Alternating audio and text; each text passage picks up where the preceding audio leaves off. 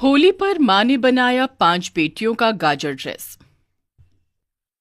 गरीब सुनीता अपने छोटे से घर में रात के समय अपनी सिलाई मशीन पर कपड़े सी रही थी और उसके घर में उसका पति महेश और उसकी 5 बेटियां रिया, दिया, कोमल, पायल और अनीता ये सब सोए हुए थे।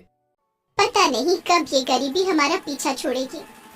माँ, आप इतनी रात गए कपड़े क्यों सी रहे हो? आप सो जाइए माँ, वरना आपकी तबीयत खराब हो जाएगी। बिटिया, तू सो जा, मैं थोड़ी देर में सो जाऊंगी। माँ, आप सारा दिन खेत में काम करके कितना थक जाते हो, ऊपर से आप रात भर सिलाई का काम करते हो। आप इतना सब मत कीजिए माँ, वरना आपकी तबीयत खराब हो जाएगी। मुझे कुछ नहीं होगा बिटिया, चल अब तू सो जा। गरीब सुनीता रात के 1 बजे अपने छोटे से घर में अपनी सिलाई मशीन पर कपड़े सी रही थी। उसके छोटे से घर में उसका पति महेश और 5 बेटियां रिया, दिया, कोमल, पायल, अनीता सोई हुई थीं। तभी सुनीता रोज की तरह पूरी रात भर सिलाई करती है। अगली सुबह सुनीता मिट्टी के चूल्हे पर सबके लिए चाय बनाती है।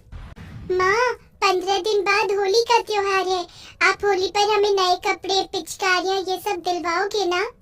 हाँ माँ, इस बार की होली हमें बड़े धूमधाम से खेलनी है। बच्चों, तुम तो जानते हो हमारी आर्थिक परिस्थिति इस समय ठीक नहीं है। मेरे साथ हुई इस दुर्घटना के बाद अपने इस परिवार की सारी जिम्मेदारी अकेली सुनीता पर आ चुकी है। अगर मैं अपाहिज बनकर घर में बैठा ना होता तो आज हमारे ऊपर इतनी गरीबी कभी नहीं आती। जी, आप क्यों बार बार उसी बात को सोचते हो?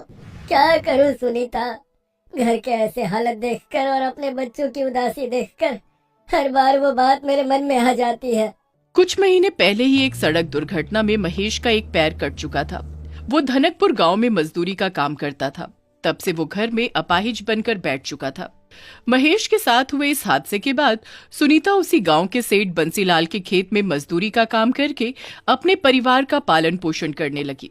थोड़े समय बाद सुनीता रोज की तरह बंसीलाल के खेत में चली जाती है और उसकी बेटियां और पति अपने छोटे से किराए के घर में बैठे थे। सुनीता की रोज की आमदनी केवल 200 रुपए थी। इतनी कम आमदनी में सुनीता और उसके परिवार को अपना गुजारा चलाने में काफी मुश्किलों का सामना करना पड़ता था। बंसीलाल अपने खेत में हर समय गाजर की ही फसल करता था।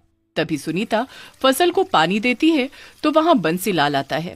सुनीता, बाकी मजदूर कहाँ है? मालिक, वो अब तक आए नहीं। सुबह 11 बजे आते हैं। अच्छा, कोई नहीं, तुम दो पानी। सुनीता फसल को पानी देने लगती है। थोड़े समय बाद खेत में काम करने वाले बाकी मजदूर भी खेत में आते हैं और सुनीता के साथ काम करते हैं। दोपहर का समय सुनीता रोज की तरह खेत से कई सारे गाजर लेकर अपने घर आती है और अपने हाथों से आज भी गाजर का हलवा बनाती है। ये क्या माँ, आपने आज भी गाजर का हलवा बनाया? अरे कल तो हमने गाजर का हलवा खाया था।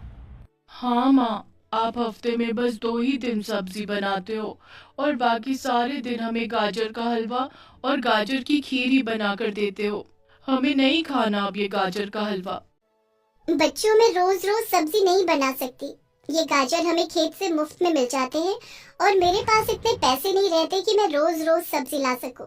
जो मैं कमाती हूँ उन पैसों में बिजली का बिल, घर का राशन और मकान का किराया चला जाता है। सुनीता की 5 बेटियां आज भी नाक मुंह टेढ़ा करके गाजर का हलवा खा लेती हैं। पैसों के ना होने से सुनीता सब्जी नहीं बना पाती, इसीलिए वो हर बार खेत से लाए गाजर का हलवा बनाकर ही अपने बच्चों को खिला देती है। इसी तरह दिन प्रतिदिन बीतने लगे। होली का त्योहार नजदीक आ चुका था। 2 दिन बाद होली थी। सारे गांव में होली की बड़ी जोरों शोरों से तैयारियां चल रही थी। हर तरफ सजावट की जा रही थी। हर गली, हर मोहल्ले में होली के रंग, पिचकारियों की दुकानें लगी थी और लोग अपने परिवार, अपने बच्चों के साथ बड़ी खुशी खुशी होली के रंग और सामान खरीद रहे थे। अब उन सबको देखकर रिया और उसकी बहनें फटे पुराने कपड़े पहने एक जगह उदास होकर खड़े थे। रिया दीदी, देखिए सब बच्चे अपने माता पिता के साथ कैसे नए कपड़े पहनकर होली के सामान खरीद रहे हैं और एक हम हैं जो ऐसे फटे पुराने कपड़े पहनकर खड़े हैं।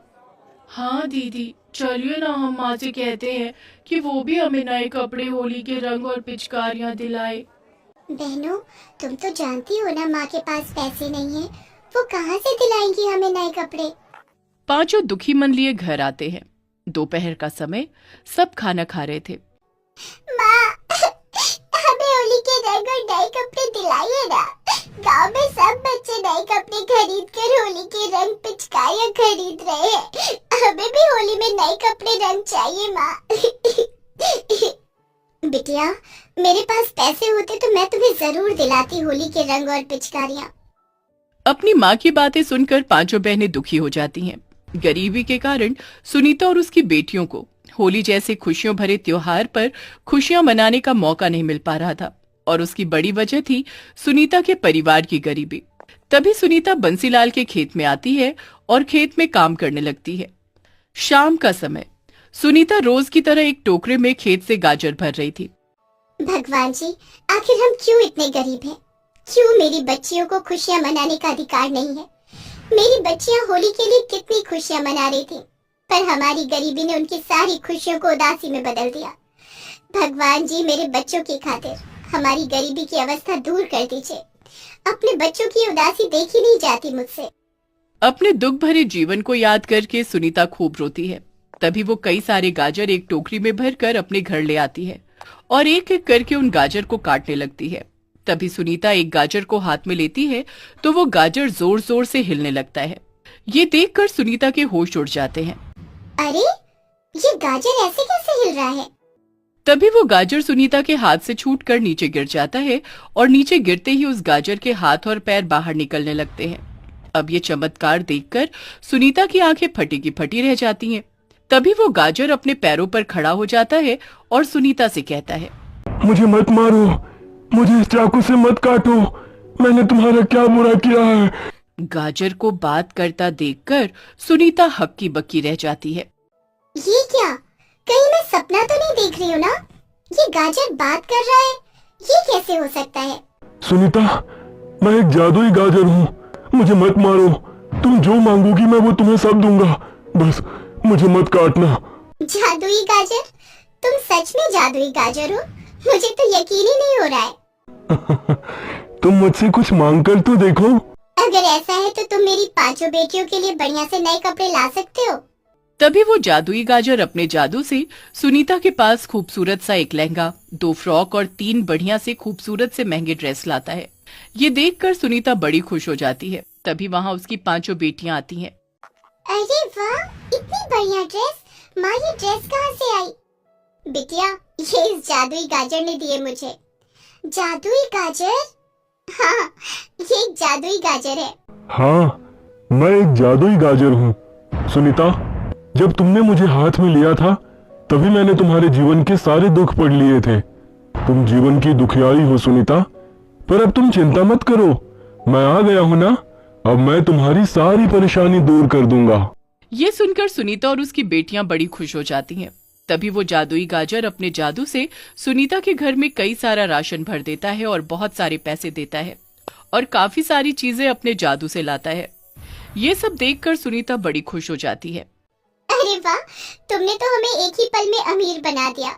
बहुत बहुत शुक्रिया जादुई गाजर। अच्छा सुनीता, अब मैं चलता हूँ।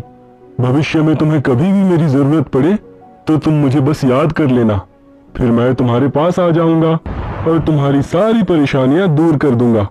अब मुझे तुम्हारी तरह किसी और मजबूर की भी सहायता और उसकी गरीबी दूर करने जाना है। अरे रुको रुको, तुमने तो हमें होली का सामान ही नहीं दिया, हम होली कैसे खेलेंगे? तभी जादुई गाजर अपने जादू से सुनीता के बच्चों को बहुत सारा होली का रंग और गाजर की तरह दिखने वाली होली की कई सारी पिचकारियां देकर वहां से गायब हो जाता है। होली वाले दिन सुनीता की पांचों बेटियां वो नई ड्रेस पहनती हैं तो पांचों को वो ड्रेस काफी ढीली होने लगती है। अरे माँ, ये ड्रेस तो मुझे कितना ढीला हो रहा है। हाँ माँ, मुझे भी ढीला हो रहा है। पांचों को ड्रेस ढीले होते हैं। कोई नहीं, मैं अपनी सिलाई मशीन पर अभी तुम पांचों के कपड़े सही कर देती हूँ। सुनीता फटाफट एक एक करके पांचों के कपड़े फिट कर देती है। तभी सुनीता और उसकी पांचों बेटियां नए कपड़े पहनकर गांव में आती हैं और सबके साथ बड़ी धूमधाम से होली खेलती हैं। अपने बच्चों को ऐसे खुश देखकर महेश और सुनीता काफी खुश होते हैं। तो फाइनली एक जादुई गाजर की वजह से जीवन में पहली बार सुनीता और उसके परिवार के जीवन में खुशियां आई और उनके चेहरे पर मुस्कान आई।